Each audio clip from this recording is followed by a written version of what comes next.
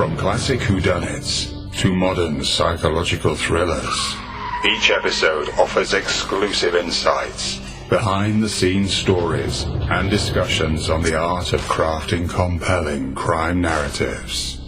Whether you're a seasoned investigator or a newcomer to the genre, Books to Die For is your ultimate guide to the thrilling world of crime literature. Welcome back into the House of Mystery. I'm Al Warren. We got Mr. Joe Goldberg here sitting in on the interview because it's, mystery, murder. It's mystery, murder, fun stuff. Yeah. I'm actually in the house because I plan on doing this outside on a gorgeous outside Chicago day, but the cicadas are so loud that I thought I better come inside because they're cranking up to 100 decibels. So yeah, well, they're after you. Too much noise. They're after me. Yeah. They are loud, and they're all trying to read your book that you're writing. That's all. Yeah, that's because they have little red bug eyes. That's what they do. They would just buy it. That'd be great. Yeah, it would be nice if every cicada bought one. You'd be, in the land of luxury. Yeah, that's my main audience. I write for cicadas. Yeah. Every 17 years they come out to maybe read one of my books. Well, there you have it. Well, yeah, that's it. Thanks for playing. That's our bug story. On to the next. Well, listen, we've got two authors with us today, so it's a double header, as we say. New book out called The General's Gold, and it's the Turner and Mosley files, and it's book 1 of 4, is what I'm told. So we've got both authors here, LynnDee Walker and Bruce Robert Coffin. So thank you for being here, guys. So glad to be here. Thank you so much for having us. Yeah, thank you for having us on. I'm rethinking my whole audience strategy now. Cicadas, the way we want to go, man. Yeah. Hey, you get 1 trillion of them at least, all at once. Yeah. Sales are good. Sales are good, yeah. Right. But they don't review, so. No, like everybody. Why should a cicada be different than a human? Yeah. They don't review either. Yeah, I have problems with that. Well, guys, how did you guys get together? We've had Bruce on before and know a little bit about Bruce, but we've never had LynnDee on before. And how did you get caught up with this rough character? But I'm apparently one of those writers that has many, many more ideas than I will ever have time to write. And I often get distracted from one project by, the shiny new idea over here that wants my attention for a minute. And I had this idea for a fun, more lighthearted series about treasure hunting people who have plenty of money. They've got a private jet. They can just jump and go to follow clues. And I think it was a fun little distraction from the darker police procedural series that I was working on at the time. But I wanted a break from the procedural series for something that was a little bit lighter. And my agent got very excited about the idea, and the publisher got very excited about the idea. But then we figured out that with all the contracts that I had at the time, this was a couple of years ago in the summer of 2022, I might have time to work on the new series maybe in 2027. And so they wanted to look for a co-writer that we could get these books to market with faster by working together with someone who had a publishing track record and was a talented writer. And Bruce's agent had thrown his name into the ring for co-writing consideration. And when I saw that on the list that they sent me, I went, oh, I love Bruce, and I liked his Byron book, so I know he can write. Let's talk to him. And here we are. So he arrested you years ago, and that's the that's a much better story and way shorter, too. Well, so Bruce, this surprised me, actually, because we had you on before about your previous project, and it surprised me all of a sudden you're publishing a book and you've got a co-writer and all this stuff, and I was like, what? Holy, what's this? How did it, I mean, this is and 4 books, yes. That's a lot of work. So why did you jump into this? Like, are you just looking for punishment? Like, why? No, actually, the opportunity came along at a great time. I still needed a lot of convincing. There's about 5 people I can thank, including LynnDee for getting me on board with this. But no, it was just time. Really, everything had changed for me. I had 4 really good books in the Byron series for HarperCollins, and COVID really kind of threw a wrench into the last of the books. And then right after that, I think I was busy writing or trying to finish up the 5th Byron novel, and I found out that they weren't going to do another book. So I was between languishing and spending time in mourning for my series. I was trying to write a standalone thriller, which was really at the advice of my agent, and going nowhere fast. I wrote about, I think I started 6 really good ideas and never finished any of them. One was actually on its way to fruition when I found out about this. And I thought, you know what, why not? I got enough advice to tell me it was a good idea. And I liked LynnDee. I figured, if I could work with anybody, working with LynnDee might be a thing that would work for me. I had never co-written before, had no idea what that was going to be like, and was really terrified to let anybody else in. That gray matter is a scary place when you inhabit it even by yourself. So letting someone in was unusual for me. But she showed me what she had for an idea for the first book, and I shot out some sample chapters to her for the first few just to see if she even liked what I came up with. And about 4 months of talking about it, and then finally we signed on the dotted line. Here we are about to start writing the 4th novel. 3 are done, and I don't know how we got here so quickly. It's been a blast, really. It really has been a lot of fun. Well, I find it interesting. LynnDee, did you have the idea first, or did you have the character first of the billionaire flyer and the treasure hunter? That seems like a chicken or egg question now, because I honestly can't tell you which thing came first. Like, I'm sure, just like all the rest of them seem to pop into my head, that I was walking the dog or doing the dishes or some other mundane something and thinking, and all of a sudden there was what if people could just solve murders and hunt for treasure, and you didn't have to be anywhere at any specific time, and you had enough money to just be able to get up and go do whatever you wanted and have all these fun adventures. I could not be more pleased with the way that these books have turned out. Bruce and I have had so much fun writing them together. This is exactly the break that I was looking for. I think it sort of breathed new life into my procedural series too, because by the time I turn back to those books now, when we get done with the treasure book, it's fun again, and I want to see those characters and see what's going on with them. So it's just been wonderful all around. Let me ask one more character question. So how did you guys build character? I only ask questions to help me out because I'm starting a book and changing It's characters. all about Joe, Yeah, I'm hoping the listeners care, but I'm just about me guys. So I'm starting this, and they know, starting a new series and books, changing parts of genre, going from espionage to suspense, maybe mystery. And so I'm trying to build out characters. So I'm trying to understand how did you two guys build out characters of the whole new series? And there's 2 of you. Yes. You may have different ideas on characterization. So we had a lot of phone calls at the beginning when we were talking about the characters. Like, I knew I wanted a man and a woman, and I wanted her to be a billionaire tech computer genius, and him to be a social media influencer. But we needed him to be doing something on social media that was pertinent to the adventures. So he became, an adrenaline junkie social media influencer who sort of became an influencer almost by accident, because he was using Instagram as like a video diary of all this crazy stuff that he was doing. And then some famous person picked up on a video that he had posted and reposted it, and all of a sudden he was internet famous overnight. And above all, I knew from the get-go, I feel like, I wanted Avery's personal assistant to be not a young woman in expensive shoes and a Donna Karan suit, but rather like Alfred from Batman. And I think Harrison sort of became the core that we built everything around here, even though people kind of look at him as the third wheel. He's really central to the story. Well, who's Harrison in the story then? So he works as Avery's personal assistant, but Avery's mother was a New York City homicide detective who was killed in the line of duty, and Harrison was her mom's partner. And since her mom was a single mom, he's sort of always been this sort of uncle figure in her life. And really, in my head, over the course of 3 books, Harrison has become Bruce. The 2 of them. You're about to say, it sounds like a Bruce character. Some of your cop shooting, killing, yeah. But at the beginning, I wanted that older generation character to lend some common sense and a little bit of grounding to our young people who want to go chase off into dangerous situations.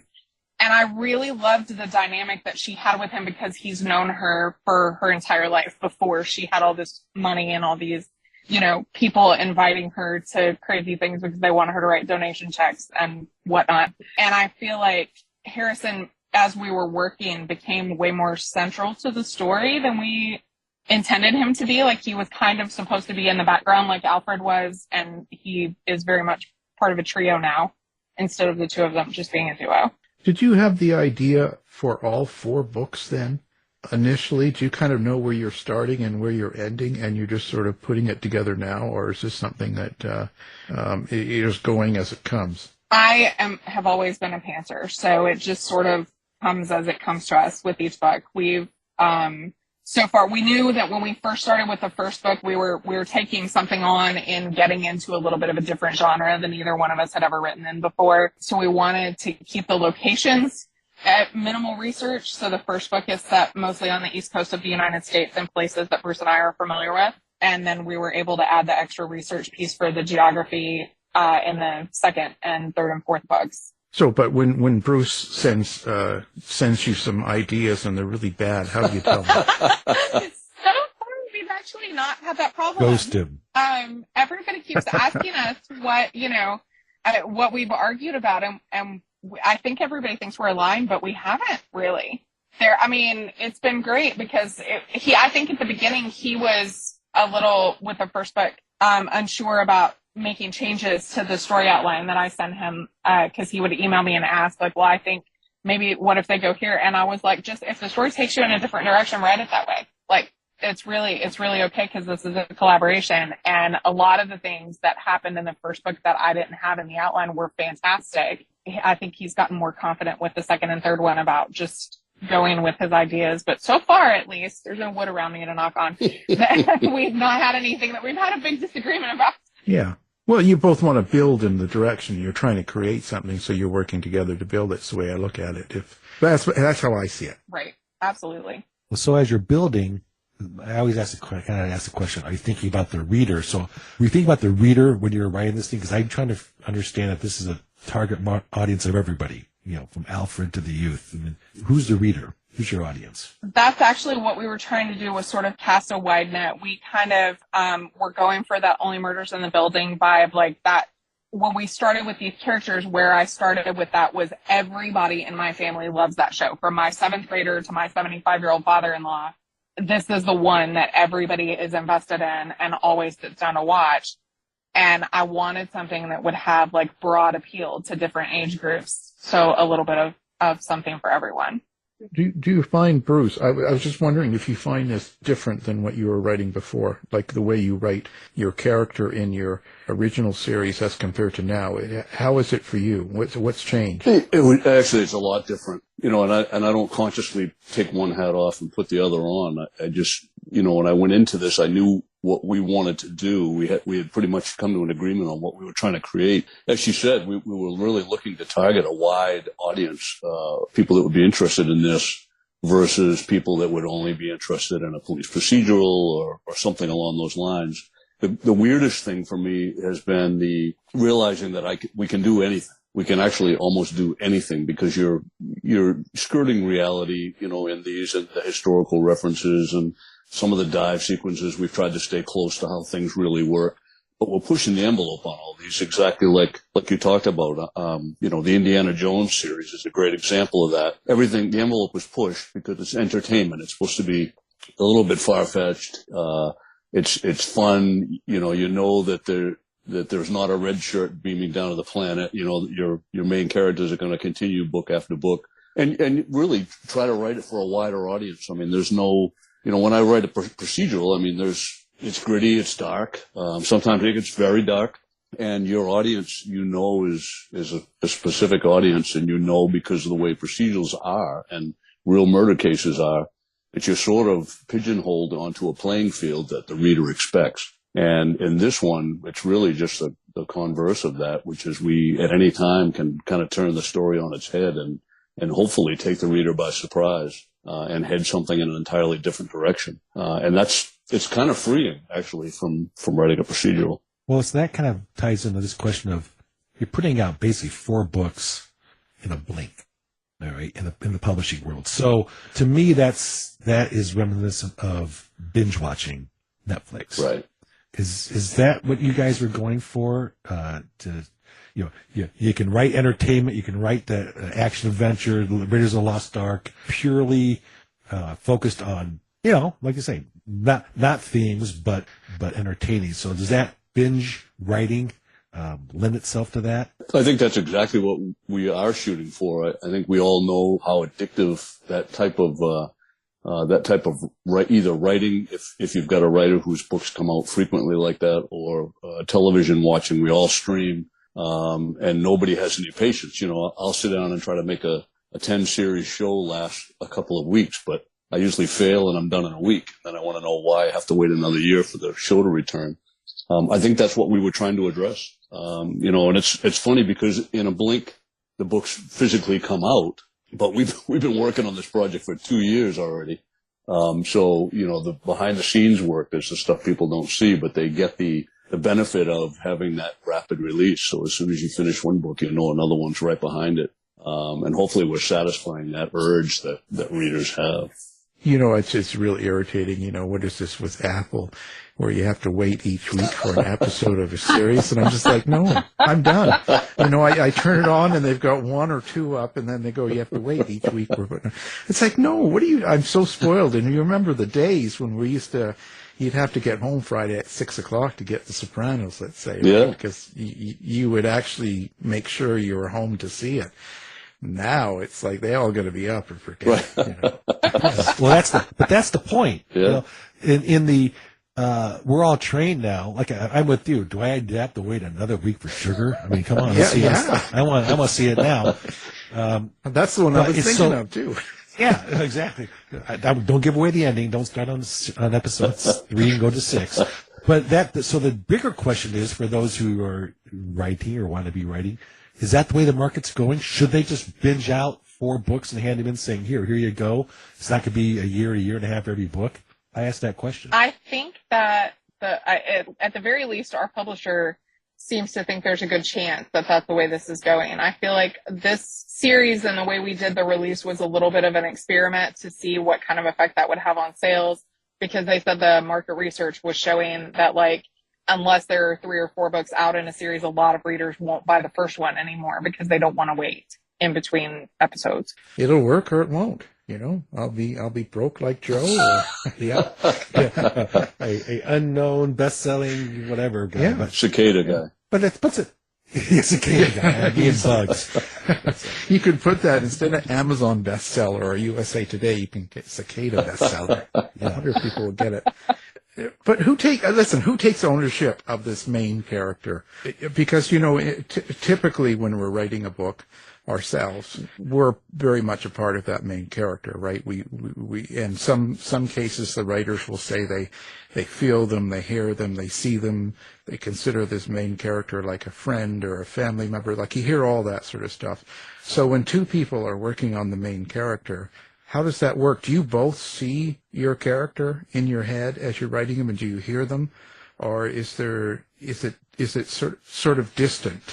Honestly, I thought it would be different, because that's how, if I'm writing my own book, that's how it feels. They come to life eventually, and then you can't shut them up. And they seem very real to you in your head. These have done the same thing to me. The fact that we created them together, I don't know that changes anything. I think as you're reading them, if you're writing true to character, once they become 3-dimensional for you as a writer, I think they just have their own voice. I don't know that if LynnDee feels the same way when she reads them or not, but to me, they become very realistic, all of them. I may have a closer affinity because of my background to Harrison. It really wasn't a stretch for me to write a fun, curmudgeonly ex-detective, but I think all of them, for me, seem very real. Yeah, absolutely. And I feel the same way when I'm working on the plots and the outlines. They're really there for me, just like the characters in my other series are. So when you're going through these experiences with these characters, LynnDee, did this book change you in any aspect, or does it, as a writer or any other area in your life, when you go through a whole series like this? I think I always think that it helps you see the world a little differently. It helps you understand other people better when you put yourself in someone else's shoes, the way that you have to be inside of a character's head to create realistic fictional characters. Is one of the things that I love about it. And these characters in particular have been fun. I have always been extremely cautious as a person, just in my personal life. And so I have noticed myself doing things that I don't do before, riding roller coasters and maybe taking a little more risks with other stuff just because I think the characters become a part of you just like you're a part of them when you work on something for this long. That's kind of what I mean. And Bruce, what about you? Yeah, I think the same. I guess my career lended itself to being a risk taker anyway. So when you get a chance to write people and how they feel or what they're experiencing while they're doing something that may be larger than life, I think it's real easy to kind of throw your own history into that. I mean, LynnDee and I had talked about this in the past that, I've skydived. And so writing a sequence like that, I can pull from memory to be able to write it. And you bring that, that caffeinated feeling that came with, doing something way beyond the norm, and what that felt like, what the thrill ride was like. And hopefully I'm able to impart that on the reader so that they get caught up in that moment. And, there's nothing I love better than hearing my wife reading some passages and telling me she had to put it down to give herself a break before she went back to it. I think that's what we're all shooting for, just exactly that. Absolutely. Well, I blew off. Oh, I'm sorry. I sort of rolled through the idea of characters versus thematics, and I'm wondering, especially since you brought up social media, is there a statement you're making about the character being famous on Instagram? Is there anything beyond just a character? Is there something a social subtext underneath there people should see? I don't think so.